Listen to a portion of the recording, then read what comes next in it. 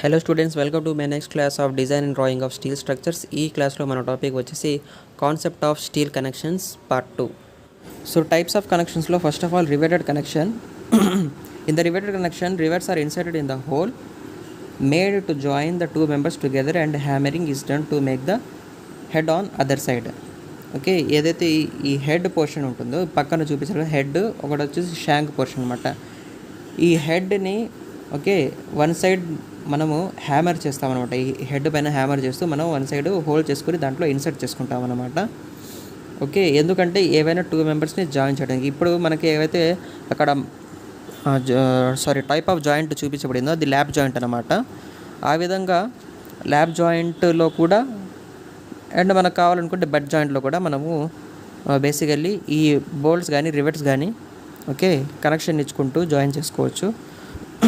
Okay, two plates మధ్యలో ఈ విధంగా కనెక్షన్ ఇచ్చుకోవచ్చు అనమాట. దాని తర్వాత rivets are made of mild steel. Okay, rivets అనేవి మైల్డ్ స్టీల్తో తయారు చేయబడుతుంటాయి. So FE 250 grade of steel అనేది మైల్డ్ స్టీల్కి ఒక ఎగ్జాంపుల్ అనమాట. The rivet can be hot riveting or cold riveting. Hot చేసి అయినా కానీ మనం రివెటింగ్ చేయొచ్చు, ఆర్ అదర్వైజ్ స్టేబుల్ అలాగే ఒక మాయిస్ట్ టెంపరేచర్లో కూడా మనము రివెటింగ్ అనేది చేయొచ్చు. Cold riveting is not adopted for diameter greater than 10 mm. ఒకవేళ గ్రేటర్ దాన్ 10 mm డయామీటర్ కలిగిన హోల్ ఉండి ఉంటే అక్కడ మనము కోల్డ్ రివెటింగ్ చేయకూడదు అనమాట.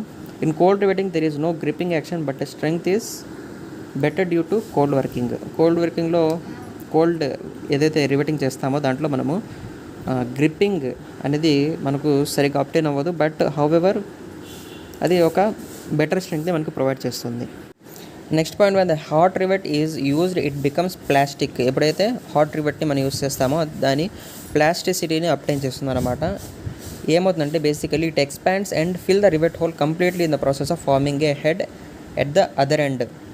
ఓకే, ఈ హాట్గా ఉండే మీన్ వైల్ టైంలో అదేం చేస్తుంది, కంప్లీట్గా రివెట్ హోల్ని మొత్తం ఫిల్ చేసేస్తుంది అనమాట. ఓకే, ప్లాస్టిక్ నేచర్ని అప్టైన్ చేసుకొని వన్ సైడ్ హెడ్ అనేది ఓకే ఇలాగే ఉంచుతుంది. And on cooling the rivet shrinks in the లెంగ్త్లో అదేమవుతుంది ష్రింక్ అవుతుంది అనమాట. And diameter due to shortening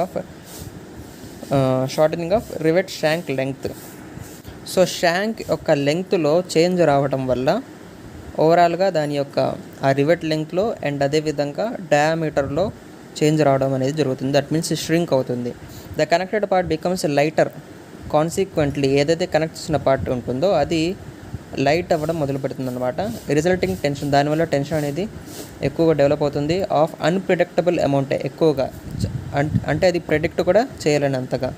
in a shank length and some compression in plates that are connected. So basically ఈ point ఏంటంటే shank లెంగ్త్లో unpredictable అమౌంట్లో tension రావడం వల్ల అండ్ అదేవిధంగా ప్లేట్స్లో కంప్రెషన్ రావడం వల్ల టోటల్లీ కనెక్టెడ్ పార్ట్ అనేది లైట్గా అయిపోవడం మొదలు పెడుతుంది అనమాట. So due to reduction of diameter of shank on cooling, this small amount of space available on cooling is provided for temperature variation of unpredictable amount. So ఎప్పుడైతే cold riveting అనేది చేస్తామో అప్పుడు డయామీటర్లో షాంక్ యొక్క డయామీటర్లో రిడక్షన్ అనేది వచ్చేస్తుంది. Okay, దీనివల్ల ఏమవుతుందంటే ఏదైతే అవైలబుల్ స్పేస్ ఉంటుందో కూలింగ్ చేసిన తర్వాత అక్కడ టెంపరేచర్ వేరియేషన్ ఆఫ్ అన్ప్రెడిక్టెడ్ అమౌంట్ అనేది చూడడం జరుగుతుంది, అంటే మనకు కనపడడం జరుగుతుంది. చాలా టెంపరేచర్ వేరియేషన్ అనేది అక్కడ చోటు చేసుకుంటుంది అనమాట. Next point, in hot riveting rivets are heated to 550 to 1000 degrees Celsius and hammering is down on other side to make head. Okay, rivets అనేవి హాట్ రివెటింగ్ చేసేటప్పుడు మనము 550 to 1000 degrees Celsius, ఎందుకంటే mild స్టీల్తో తయారు చేయబడి ఉంటుంది కదా ఆ బోల్ట్ అనేది మొత్తము. సో అక్కడ దాని తర్వాత హ్యామరింగ్ అనేది చేస్తాం అనమాట అదర్ సైడ్, ఎందుకంటే హెడ్ని మనము చేయడానికి దానికి ప్రాపర్ ఆ షాంక్ డయామీటర్ కంటే కూడా మన హెడ్ డయామీటర్ అనేది ఎక్కువగా ఉండాలి కాబట్టి ప్రాపర్ హ్యామరింగ్ అనేది చేయాలి. According to the type of hammering we have power driven rivets and hand driven rivets. Power driven అంటే ఓకే మెకానికల్లీ ఏదైతే మనం మాన్యువల్లీ పవర్ అప్లై చేస్తామో దానివల్ల, అండ్ హ్యాండ్ డ్రివెన్ అంటే మనం చేత్తో ఓకే బ్లోస్ ఇచ్చి ఏవైతే బోల్ట్స్ని డ్రైవ్ చేస్తామో రివెట్స్ని డ్రైవ్ చేస్తామో ఓకే హోల్లో డ్రైవ్ చేస్తాము వాటిని హ్యాండ్ డ్రివెన్ రివర్స్ అని చెప్పేసి అంటారు. Power driven rivets have a better quality control and hence have a high permissible stress. Power driven రివర్స్కే ఎక్కువ బెటర్ క్వాలిటీ కంట్రోల్ అనేది ఉంటుంది. ఎందుకంటే ఈవెన్గా సిమెట్రిక్గా ఓకే యూనిఫామ్గా ఆ హోల్లో ఇన్సర్ట్ అవుతుంది. ఓకే ఎటువంటి అన్ఈవెన్నెస్ కానీ అండ్ ఎటువంటి ఓకే అదర్ బ్యాడ్ క్యారెక్టరిస్టిక్స్ అనేవి డెవలప్ అవ్వాలన్నమాట. సో పవర్ డ్రివెన్ రివర్స్ అనేవి ఎఫిషియంట్ హ్యాండ్ డ్రివెన్ రివర్స్ కంటే కూడా. So riveting can be done in the factory or in the field. ఫ్యాక్టరీలో కూడా చేయొచ్చు, ఫీల్డ్లో కూడా చేయొచ్చు. And accordingly in these hot riveting and field riveting thus we have accordingly in this hot riveting and field riveting thus we have power shop rivets, power driven field rivets, hand driven field rivets. ఈ విధంగా classify చేసుకుంటే types of రివెట్స్ని power shop rivets ఉంటాయి. Okay and power driven field rivets, hand driven field rivets ఉంటాయి. మనం మన థియరీలో and మన కాన్సెప్ట్లో డిజైన్లో మనం యూస్ చేసేది అజ్యూమ్ చేసుకునేది పవర్ షాప్ రివెట్స్ మాత్రమే కాబట్టి. So for shop rivets, for power driven field rivets, for hand driven field rivets కొన్ని ప్రాపర్టీస్ అనేవి ఉన్నాయన్నమాట. వాటి యొక్క స్ట్రెసెస్ ఏ విధంగా వేరీ అవుతాయి అనేవి దాన్ని బట్టి టేబుల్ చూడండి. So power shop rivets first of all okay power shop rivets పీడిఎస్తో డినోట్ చేసాము. దాంట్లో యాక్సియల్ టెన్షన్ 100 Nm², షియరింగ్ అనేది 100 Nm², బేరింగ్ అనేది 300 Nm². Power driven field rivets ఏవైతే ఉంటాయో పీడిఎఫ్తో దాన్ని డినోట్ చేస్తాము. 90 Nm² యాక్సియల్ టెన్షన్ వస్తుంది and shearing 90 Nm² and bearing 270 Nm². HDF అంటే hand driven field rivets maximum 80 Nm² axial tension, maximum 80 Nm² shearing and 250 Nm² bearing. Okay 100 100 300 90 90 270 80 80 250 ఈ విధంగా కూడా గుర్తుపెట్టుకోవచ్చు. లేకపోతే ఇన్ అదర్ వర్డ్స్ ఫస్ట్ టూని సేమ్ వాల్యూస్ వచ్చాయి చూడండి. యాక్చువల్లో షేరింగ్లో ఫస్ట్ 2 వాల్యూస్ వచ్చాయి. సో థర్డ్ వాల్యూ ఏదైతే ఉందో అది థర్డ్ పొజిషన్, అది 3తో మల్టిప్లై చేశారు.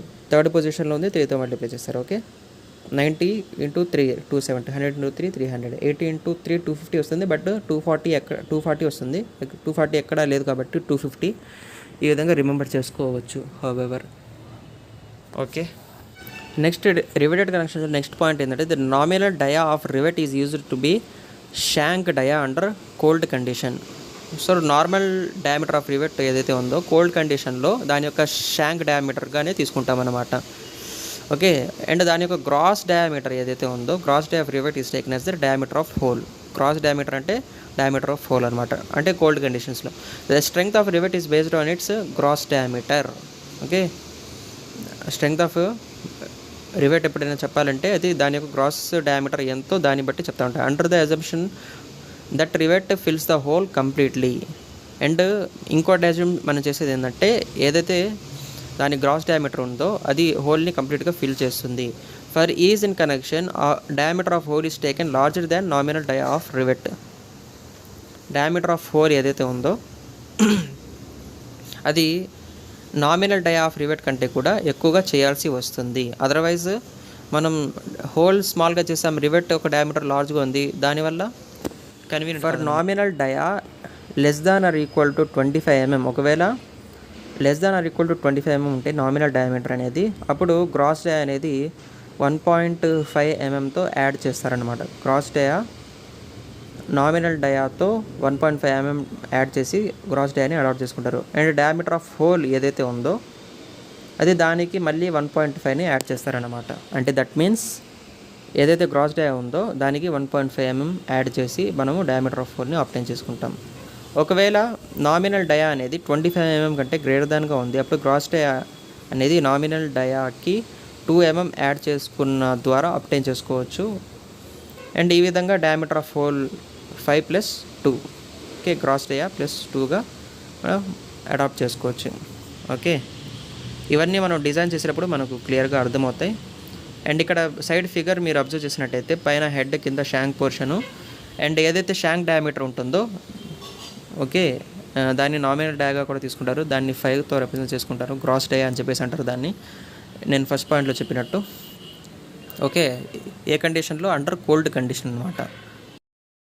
నెక్స్ట్ పాయింట్ వచ్చేసి due to many demerits riveted connection is not in practice in modern steel instruction. Modern steel ఇన్స్ట్రక్షన్లో బేసికల్లీ దీంట్లో చాలా డీమెరిట్స్ ఉన్నందువల్ల రివెట్స్లో దీన్ని ఎక్కువగా యూస్ చేయమన్నమాట, ఎక్కువగా ప్రాక్టీస్లోకి తీసుకురాము. వైడ్లీ మనము వెల్డింగ్ని అండ్ అదర్ టైప్స్ ఆఫ్ కనెక్షన్ని ప్రిఫర్ చేస్తాము. Design of riveted connection is same as that of bolted connection but with the following differences. So రివర్టెడ్ కనెక్షన్కి బోల్టెడ్ కనెక్షన్కి ఒక డిజైన్ అనేది సేమ్గా ఉంటుంది, బట్ సమ్ డిఫరెన్సెస్తో. ఏంటంటే అది diameter of riveted to be used in the calculation is the diameter of hole. ఏదైతే డయామీటర్ ఆఫ్ హోల్ ఉంటుందో అదే డయామీటర్ ఆఫ్ రివెట్ అన్నమాట. ఓకే, ఆ విధంగా తీసుకుంటాము క్యాలిక్యులేషన్లో. But for bolted connection it is the nominal diameter. బోల్టెడ్ కనెక్షన్లో డయామీటర్ ఆఫ్ బోల్ట్ వచ్చేసి దాని యొక్క నామినల్ డయామీటర్గా తీసుకుంటాం అన్నమాట. సో అది బేసికల్లీ అది difference. The design stresses are different. Okay, IS 800 1984 అంటే వర్కింగ్ స్ట్రెస్ మెథడ్ ప్రకారంగా the permissible stresses are reduced for bolts. Design stresses అనేవి డిఫరెంట్గా ఉంటాయి, ద పర్మిసిబుల్ స్ట్రెసెస్ అనేవి రెడ్యూస్ చేయబడతాయి అన్నమాట వర్కింగ్ స్ట్రెస్ మెథడ్ ప్రకారంగా. Next strength of riveted joint. So strength of riveted joint మనం ఎలా చెప్తామంటే it is taken as the minimum of shear strength, bearing strength, tearing strength. But ఈ shearing strength, bearing strength, tearing strength ఏ విధంగా కనుక్కోవాలో దానికి procedure ఉంటుంది అనమాట. దానికి సమ్ ఫార్ములాస్ ఉన్నాయి basically. First of all shearing strength ఎలా వస్తుందో చూడండి. సో ఎప్పుడైతే షియర్ టైప్ ఆఫ్ ఫెయిల్యూర్ వస్తుందో బోల్ట్ అనేది ఏమైపోతుంది, ఇక్కడ ఏదైతే పాయింట్ చేస్తుందో ఆ బోల్ట్, ఓకేనా, ఆ రివెట్ లేకపోతే బోల్ట్ ఏదైతే ఉందో అక్కడ ఒకవేళ వన్స్ ఫెయిల్యూర్ వస్తే ఏమైపోతుంది, దానికి సగం అంటే 2 పీసెస్లో బ్రేక్ అయిపోతుంది కదా, 1 or 2 or more పీసెస్లో బ్రేక్ అయిపోతుంది. సో ఆబ్వియస్లీ దాని యొక్క డయామీటర్లో చేంజ్ వచ్చేస్తుంది. ఓకేనా, సో ఎంతైతే డయామీటర్లో చేంజ్ అవుతుందో దాని యొక్క ఏరియాలో కూడా చేంజ్ అయింది కదా. సో కాబట్టి అక్కడ మనం ఏరియా కన్సిడర్ చేస్తాం అనమాట. ఓకే, సో ఇప్పుడు ఇందాక నేను చెప్పాను కదా పాయింట్స్. రివేటెడ్ కనెక్షన్ కేసులో మనం ఏదైతే అంటే ఇక్కడ ఈ ఏరియా కన్సిడర్ చేస్తామంటే diameter of the rivet consider చేస్తాం. బట్ బోల్ట్స్ కేసులో మనం ఏం కన్సిడర్ చేస్తాం, దాని యొక్క నామినల్ అంటే 5 కన్సిడర్ చేస్తాం అనమాట. సో ఇప్పుడు ఇక్కడ రివెట్స్ కాబట్టి d² π/4ని మనం d²తో మల్టిప్లై చేసి π/4 × d² ఏంటి, దాని యొక్క ఏరియా అన్నమాట, దాని యొక్క ఏరియా. అండ్ ఎన్ని number of rivets or bolts ఉంటే అన్ని నెంబర్, దాన్ని మనం n చెప్పేసి అనుకుంటాం. n అంటే number of rivets at the joint. And fs అంటే పర్మిసిబుల్ స్ట్రెస్ అన్నమాట. ఇప్పుడు ఇక్కడ షియరింగ్ స్ట్రెంగ్త్ ఉంది. ఇప్పుడు షియరింగ్ స్ట్రెంగ్త్ సంబంధించిన పర్మిసిబుల్ స్ట్రెసెస్ ఎంత. సో 100 ఒకటి ఉంది, 90 ఒకటి ఉంది, 80 ఒకటి ఉంది. అది వచ్చేసి టైప్ ఆఫ్ ఓకేనా రివెట్స్ని బట్టి క్లాసిఫై ఉన్నాయి కదా. పవర్ షాప్ రివెట్స్ ఉన్నాయి, హ్యాండ్ డ్రివెన్ రివర్స్ ఉన్నాయి, హ్యాండ్ డ్రివెన్ ఫీల్డ్ రివర్స్ ఉన్నాయి. ఈ విధంగా క్లాసిఫై ఉంటాయి కదా. సో ఇక్కడ పవర్ షాప్ రివర్స్ ఉన్నాయనుకోండి, FS వాల్యూ అప్పుడు ఏమవుతుంది, 100 MP అవుతుంది. ఇందాక మనం టేబుల్ చేస్తున్నాం కదా. సో అదే విధంగా అనమాట. సో షియర్ స్ట్రెంగ్త్ అయిపోయింది. Next bearing strength basically bearing type of failure వస్తే ఏ విధంగా వస్తుందని చెప్పారు నేను. ఇప్పుడైతే line of action of force వల్ల అది ఒక కంప్రెషన్ వచ్చేసి ఆ బోల్ట్స్ యొక్క క్రాస్ సెక్షన్లో చేంజ్ వస్తుందని చెప్పేసి అన్నాను కదా. సో సర్క్యులర్ ఉండేది ఎలిప్టికల్గా మారిపోతుంది. అంటే ఆ diameter of bolt or rivet ఏదైతే ఉందో దాని యొక్క క్రాస్ సెక్షన్లో, దాని యొక్క హెడ్ యొక్క క్రాస్ సెక్షన్లో చేంజ్ అనేది వచ్చేస్తుంది, అవునా కదా. సో ఎప్పుడైతే ఆ విధంగా అలా చేంజ్ వస్తుందో అంటే అక్కడ ఇన్ఫ్లుయెన్స్ అయ్యేది మెయిన్లీ రివెట్ యొక్క క్రాస్ సెక్షన్ కాబట్టి. ఇప్పుడు చూడండి, ఏదైనా బోల్ట్ ఉంది. ఇప్పుడు ఈ సెకండ్ డయాగ్రామ్ని చూడండి, 1 and 2 సెకండ్ డయాగ్రామ్ చూడండి. ఒక ల్యాబ్ జాయింట్ మనకు కనిపిస్తుంది, దాన్ని 2 sides ఫోర్సెస్ అప్లై చేసింది. అండ్ మనకు బేరింగ్ అనేది ఒక బోల్ట్ పైన వచ్చింది అనుకోండి, ఆ బోల్ట్ పైన మనం టార్చ్ ఏదైనా అప్లై చేస్తాం, ఓకేనా, దానిపైన టార్చ్ అప్లై చేస్తాం. దాని యొక్క షాడో అనేది గోడ మీద పడితే ఏ విధంగా పడుతుంది, అది బేసికల్లీ ఎలిప్టికల్, దాని యొక్క క్రాస్ సెక్షన్ ఎలిప్టికల్గా ఉంది, ఓకేనా. బట్ ఎప్పుడైతే అది గోడ మీద పడుతుందో దాని యొక్క షాడో రిఫ్లెక్షన్ పడుతుందో అది ఏ షేప్లో వస్తుంది, రెక్టాంగులర్ షేప్లో వస్తుందా రాదా, ఇక్కడ మనకు చూపించినట్టు. ఓకే, D × T దాని యొక్క డయామీటర్, దాని యొక్క థిక్నెస్సే ఒక మల్టిప్లికేషనే దాని యొక్క ఏరియా అన్నమాట, ఓకేనా. అంతేగాని π/4 × d² అని చెప్పేసి వేయమన్నమాట. ఎందుకంటే బేరింగ్ టైప్ ఆఫ్ ఫెయిల్యూర్లో మనం ఈ విధంగా కన్సిడర్ చేస్తాము. ఓకే, బేరింగ్ ఒక ఫెయిల్యూర్లో క్రాస్ సెక్షన్లో చేంజ్ వస్తుంది కాబట్టి ఓవరాల్గా దాని షేప్ని, ఓకే, దాని షేప్ కన్సిడరేషన్ అనేది ఇక్కడ చేసుకుంటాము. అండ్ ఆ బోల్ట్ యొక్క, ఓకేనా, ఆ బోల్ట్ యొక్క లాంగిట్యూడల్ సెక్షన్ మనం ఇక్కడ కన్సిడర్ చేసుకొని దాని యొక్క డయామీటర్ ఇంటూ థిక్నెస్ అనేది కన్సిడరేషన్లోకి తీసుకుంటాము. ఓవరాల్గా ఫార్ములా ఏమవుతుందంటే ఇక్కడ T × D అనేది దాని యొక్క ఏరియా ఫార్ములా అవుతుందన్నమాట. సో బేసికల్లీ స్ట్రెంగ్త్ అంటే ఏరియా ఇంటూ స్ట్రెస్ కదా, ఏరియా ఇంటూ అంతే స్ట్రెస్. సో ఏరియా ఫార్ములా వచ్చేసి మారుతూ ఉంటుంది. అండ్ ఏదైతే స్ట్రెస్ ఫామ్లో ఉంటుందో అది పర్మిసిబుల్ స్ట్రెస్ అనమాట. పర్మిసిబుల్ స్ట్రెస్ అనేది బేరింగ్గా, షేరింగ్గా అండ్ టీరింగ్గా దాన్ని బట్టి డిపెండ్ అయి ఉంటుంది. అండ్ వాటిల్లో కూడా పవర్ షాప్ బోల్ట్సా, పవర్ డ్రివెన్ ఫీల్డ్ రివెట్సా, ఓకేనా, పవర్ డ్రివెన్ హ్యాండ్ రివెట్సా, దానిపైన కూడా ఇది డిపెండ్ అయి ఉంటుంది వాల్యూస్ అనేవి, ఓకేనా. ఇక్కడ బేరింగ్ స్ట్రెంగ్త్ని మనం క్యాలిక్యులేట్ చేస్తున్నాం కాబట్టి బేరింగ్ స్ట్రెసెస్ తీసుకోవాలన్నమాట. పవర్ షాప్ రివెట్స్కి ఎంత బేసికల్లీ 190 కదా తీసుకుంది, 100 తీసుకున్నాం, 100 Nm/mm² ఇక్కడ అవుతుందన్నమాట ఒకవేళ పవర్ షాప్ రివెట్స్కి అయితే. ఓకే, ఇక్కడ టీ వచ్చేసి thickness of the thinner main plate అనమాట. So two main plates lap joints ద్వారా, ఓకే, ల్యాబ్ జాయింట్ ద్వారా ఇక్కడ విధంగా కనెక్ట్ చేస్తాం. సో 2 ప్లేట్స్ ఒక థిక్నెస్ సేమ్గా ఉండాలని చెప్పేసి ఏం లేదు కదా. సో ఏదైతే థిన్నర్ ప్లేట్ ఉందో, అంటే తక్కువ థిక్నెస్ కలిగిన ప్లేట్ ఉందో దాన్ని మనం కన్సిడరేషన్లోకి తీసుకొని టీ వాల్యూ దానిగా అదిగా అడాప్ట్ చేస్తాము. అండ్ డయామీటర్, డి అంటే gross diameter of the rivet అనమాట. ఓకే, రివెట్స్ కేసులో వచ్చేసి డయామీటర్ ఆఫ్ రివెట్స్, బోల్ట్స్ కేసులో వచ్చేసి nominal diameter of the hole. Okay, ఈ విధంగా తీసుకుంటాము. అండ్ నెక్స్ట్ వచ్చేసి tearing strength of the plate. So దీంట్లో కూడా స్ట్రెస్ వాల్యూ ఏం మారుతుంది, ఎఫ్టీ, బట్ ఇది మారుతుంది, ఏరియా ఒక ఫార్ములా అనేది మారుతుంది. So tearing strength of the ప్లేట్లో బేసికల్లీ దాంట్లో కన్సిడర్ చేసే ఏరియా ఏంటంటే ఎలా వస్తుందంటే చూడండి, ఎప్పుడైతే టీరింగ్ ఫెయిల్యూర్ ఎప్పుడు వస్తుందని చెప్పేసి అన్నాను, ఎప్పుడైతే లోడ్ అప్లై చేయబడింది అనుకోండి, అంటే పైన నుంచి ఏదో ఒక ప్లేట్ ఉంది, పైన నుంచి లోడ్ అప్లై చేయబడింది, దానికి పర్పెండిక్యులర్ డైరెక్షన్లో కదా టీరింగ్ ఫెయిల్యూర్ అనేది వచ్చేది. సో ఇప్పుడు పర్పెండిక్యులర్ డైరెక్షన్లో టీరింగ్ ఫెయిల్యూర్, ఆ ఫెయిల్యూర్ ప్లేన్ నేను ఇక్కడ 1-1తో రిప్రజెంట్ చేశాను. కింద డయాగ్రామ్ చూడండి, 1-1 ఏదైతే చూపబడిందో అది దాని యొక్క టీరింగ్ ఫెయిల్యూర్ ప్లేన్ అన్నమాట. ఆ విధంగా ఆ ప్లేన్లో, ఆ ఏరియాలో మనకు ఫెయిల్యూర్ అనేది వస్తూ ఉంటే నేనేం చేశాను, మళ్ళీ నేను అక్కడే బోల్టింగ్ అనేది ఇచ్చాను. సో మోర్ అమౌంట్ ఆఫ్ ఫెయిల్యూర్కి టెండ్ అయ్యడానికి అవకాశం ఉంటుందా లేదా. సో ఇప్పుడు అది టీరింగ్ ఫెయిల్యూర్కి, ఓకేనా, సబ్జెక్ట్ అవ్వకుండా, ఎఫెక్ట్ అవ్వకుండా ప్రొటెక్ట్ చేయబడే ఏరియా ఇంకేముంటుంది, ఓకేనా. నేను చెప్పే పాయింట్ అర్థం చేసుకోండి. ఎప్పుడైతే లోడ్ అప్లై చేసామో దానికి పర్పెండిక్యులర్గా, ఓకే, పర్పెండిక్యులర్ డైరెక్షన్లో, ఓకేనా, వచ్చే ఫెయిల్యూర్ని మనం టీరింగ్ ఫెయిల్యూర్ అని చెప్పేసి అంటాము.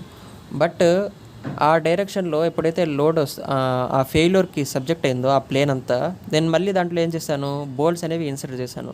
సో బోల్ట్స్ అనేవి ఎప్పుడైతే ఇన్సర్ట్ చేశానో టీరింగ్ ఛాన్సెస్ అనేవి పెరిగిపోయాయి అన్నమాట, ఓకేనా. ఆల్రెడీ అక్కడ ఫెయిల్యూర్ అవ్వడానికి, ఓకేనా, ఛాన్సెస్ అనేవి ఎక్కువ ఉన్నాయి. మళ్ళీ నేను దాన్ని ఇంకా ఛాన్సెస్ అనేవి పెంచేశాను బోల్టింగ్ చేయడం వల్ల, రివెటింగ్ చేయడం వల్ల. సో ఇప్పుడు అది టీరింగ్ ఫెయిల్యూర్కి సబ్జెక్ట్ అవ్వకుండా, ఎఫెక్ట్ అవ్వకుండా నన్ను ప్రొటెక్ట్ చేయబడే ఏరియా ఏది, అదే కదా ఈ 1-1 దగ్గర చూపిస్తున్న ఈ యొక్క ఫ్రంట్ ఏరియానే కదా. సో టోటల్గా ఆ ఏరియాని ఎంతైతే నా ఏరియా నన్ను టీరింగ్ ఫెయిల్యూర్ అవ్వకుండా కాపాడుతుందో ఆ ఏరియాని నేను క్యాలిక్యులేట్ చేయాలనుకుంటే ఏం చేస్తాను, టోటల్ విడ్త్ ఏదైతే ఉందో దాంట్లో నుంచి మైనస్ చేస్తాను, ఓకేనా. దాంట్లో నుంచి ఎంత విడ్త్ అయితే నన్ను టీరింగ్ ఫెయిల్యూర్ నుంచి కాపాడుతుందో అంత పోర్షన్నే కన్సిడర్ చేయాలి. అంత పోర్షన్నే కన్సిడర్ చేయాలంటే టోటల్ విడ్త్లో నుంచి ఈ డయామీటర్ ఆఫ్ రివెట్స్ తీసేయాలన్నమాట. ఎంతైతే ఆక్యుపై చేశారో అంత నేను తీసేయాలి. సో ఎంత diameter of rivet, each rivet ఒక డయామీటర్ 3 అని చెప్పేసి అనుకోండి, డి అని చెప్పేసి అనుకోండి. సో ఎన్ని నెంబర్ ఆఫ్ రివెట్స్ ఉంటే అన్ని నెంబర్ ఆఫ్ రివెట్స్ యొక్క డయామీటర్ని మైనస్ చేసేయాలి. సో N1 అంటే ఇక్కడ నెంబర్ ఆఫ్, ఓకే, రివెట్స్ అన్నమాట. Number of rivets consider at the critical section, అది కూడా గుర్తుపెట్టుకో, ఎట్ ద క్రిటికల్ సెక్షన్ దగ్గర ఎన్ని నెంబర్ ఆఫ్ రివెట్స్ ఉన్నాయి అండ్ టోటల్ విడ్త్లో నుంచి అన్ని నెంబర్ ఆఫ్ రివెట్స్ అనేది నేను మైనస్ చేస్తాను. ఇక్కడ 3 ఉన్నాయి కాబట్టి B - 3D అవుతుంది అనమాట.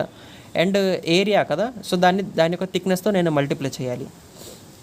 అండ్ దాన్ని నేను పర్మిసిబుల్ స్ట్రెస్ ఏదైతే ఉందో టీరింగ్ కేసులో దాంతో నేను మల్టిప్లై చేస్తే నాకు ఓవరాల్గా టీరింగ్ స్ట్రెంగ్త్ అనేది అప్టైన్ అవుతుంది. సో T అంటే thickness of the thinner main plate, B అంటే width of the plate, okay. FT అంటే permissible tensile stress in rivets axial కేసులో 0.6 FY మీన్స్ ఇక్కడ మైల్డ్ స్టీల్ ప్లేట్ కాబట్టి 0.6 × 250 = 150 MPa అంటే Nm/mm².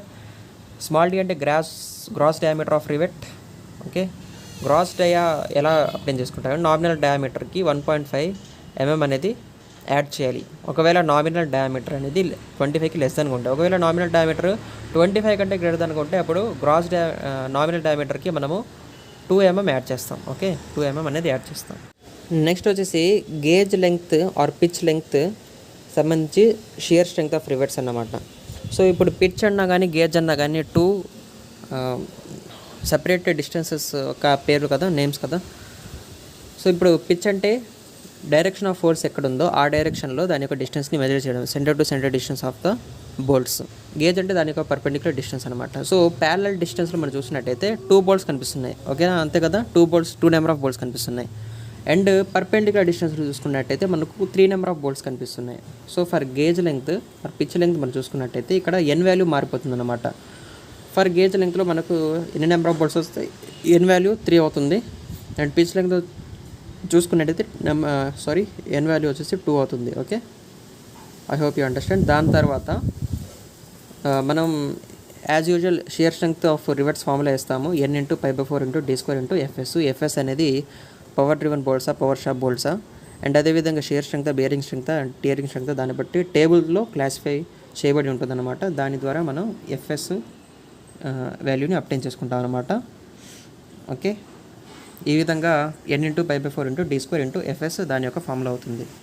అండ్ అదేవిధంగా మనం bearing strength and tearing strength of rivets తీసుకున్నట్టయితే for gauge length or pitch లెంగ్త్కి almost అవే ఫార్ములాస్ ఉంటాయి, ఓకేనా. బేరింగ్ స్ట్రెంగ్త్లో కూడా అవే ఫార్ములాస్ ఉంటాయి. బట్ n1 వాల్యూస్ ఏవైతే ఉంటాయో, నెంబర్ ఆఫ్ బోల్ట్స్ ఏవైతే ఉంటాయో బేరింగ్ స్ట్రెంగ్త్లో అండ్ షియరింగ్ స్ట్రెంగ్త్లో అవి మాత్రం మారుతాయి అనమాట. ఒకవేళ పిచ్ డైరెక్షన్లో నెంబర్ ఆఫ్ బోల్ట్స్ చేంజ్ వచ్చింది అండ్ గేజ్ డైరెక్షన్లో నెంబర్ ఆఫ్ బోల్ట్స్ చేంజ్ వచ్చింది. సో ఎంతైతే మనకు అడగబడిందో అంత వేయాలన్నమాట. పిచ్ డైరెక్షన్లో ఎన్ని ఉన్నాయి అండ్ జాయింట్ దగ్గర ఎన్ని ఉన్నాయి అవి వేస్తామన్నమాట. అండ్ నెక్స్ట్ ఓకే, ఇది వచ్చేసి దాని యొక్క బేరింగ్ స్ట్రెంగ్త్ యొక్క ఫార్ములా. ఎఫ్బి అంటే బేరింగ్ స్ట్రెసెస్ పైన డిపెండ్ అయి ఉంటుంది. టీ × d దాని యొక్క థిక్నెస్ ఆ బోల్ట్ యొక్క, ఓకే, ఆ basically thickness of the thinner plate. D అంటే gross diameter of the rivet, okay, otherwise hole diameter. Tearing స్ట్రెంగ్త్లో ఏం జరుగుతుందంటే బేసికల్లీ ఇందాక మనము ఓకే పర్పెండిక్యులర్ డైరెక్షన్లో తీసుకున్నాం, అంతే కదా. ఈసారి ఏంటంటే లోడ్కి ఎట్ సైడ్ అయితే లోడ్ మనం అప్లై చేస్తుంది దానికి ప్యారలల్గా తీసుకుంటాం అనమాట. దట్ మీన్స్ గేజ్ వస్తుంది, ఎందుకంటే గేజ్ వచ్చేసి పిచ్కి పర్పెండిక్యులర్ కదా. That means tearing A side వస్తుందో ఆ టియరింగ్ ప్లేన్కి అయితే ప్యారలల్, బట్ పిచ్కి ఇది పర్పెండిక్యులర్ అన్నమాట. So pitch one side distance తీసుకుంటే దాని పర్పెండిక్యులర్ గేజ్ డిస్టెన్స్ తీసుకుంటుంది. సో ఓవరాల్గా మనము బీలో నుంచి మైనస్ చేయకుండా జీలో నుంచి మైనస్ చేస్తాము, ఓకేనా. ఓవరాల్ దాని యొక్క విడ్త్ జీ అని చెప్పేసి అనుకుంటే, ఓకే, ఫెయిల్యూర్ ప్లేన్ వచ్చేది. ఫెయిల్యూర్ ప్లేన్ని మీరు ఇక్కడ అబ్జర్వ్ చేయొచ్చు, ఓకే. జీ మైనస్ జీలో నుంచి ఆ డయామీటర్ ఎంతైతే ఆ డయామీటర్ ఆఫ్ బోల్ట్ ఎంతైతే ఉందో ఆ డయామీటర్ని తీసేస్తామన్నమాట. అండ్ మిగతాది థిక్నెస్తో మల్టిప్లై చేసి ఏరియాని అప్టైన్ చేసుకుంటాము. ఈ విధంగా ఏరియా అనేది అప్టైన్ అవుతుంది. దాని తర్వాత షియర్ స్ట్రెసెస్, టియరింగ్ స్ట్రెసెస్తో మల్టిప్లై చేసి ఓవరాల్గా టియరింగ్ స్ట్రెంగ్త్ అనేది కంక్లూడ్ చేసి చెప్తాము. అండ్ అదేవిధంగా ఎఫ్టీ అంటే permissible tensile stresses in rivets actual is equal to 0.6 FY is equal to 0.6 × 250 × 150 MP కింద చూసుకున్నట్టు pitch distance is given, then PT is equal to P - D × T × FT. ఈ విధంగా మనము పీటీ వాల్యూని అప్టైన్ చేసుకోవచ్చు అనమాట. ఓకే, అండ్ అదేవిధంగా double cover butt జాయింట్లో మనం చూసుకున్నట్టయితే for entire width of the plate, okay, దాంట్లో 2 షియరింగ్ ప్లేన్స్ వస్తాయి కాబట్టి 2తో మల్టిప్లై చేస్తాం. షియర్ స్ట్రెంగ్త్ కదా మనం ఇక్కడ కన్సిడర్ చేసి మనం క్యాలిక్యులేట్ చేసేది, కాబట్టి 2 షియరింగ్ ప్లేన్స్ వస్తాయి కాబట్టి 2తో మల్టిప్లై చేస్తాం. అండ్ అదేవిధంగా నెంబర్ ఆఫ్ బోల్ట్స్ని n1తో రిప్రజెంట్ చేస్తాం. అండ్ షియరింగ్లో మనం ఏరియా కన్సిడర్ చేస్తాం కాబట్టి, అంటే దాని యొక్క క్రాస్ సెక్షన్ ఏరియా కన్సిడర్ చేస్తాం కాబట్టి π/4 × d². అండ్ ఎఫ్ఎస్ అనేది దాని యొక్క పర్మిసిబుల్ షియర్ స్ట్రెసెస్. ఈ విధంగా మనము, ఓకే, డబల్ కవర్ బట్ జాయింట్లో shearing strength of the rivets వాల్యూని అప్టైన్ చేసుకుంటాము. సో ఈ క్లాస్లో ఇంతవరకే. Let's meet in the next class. Thank you.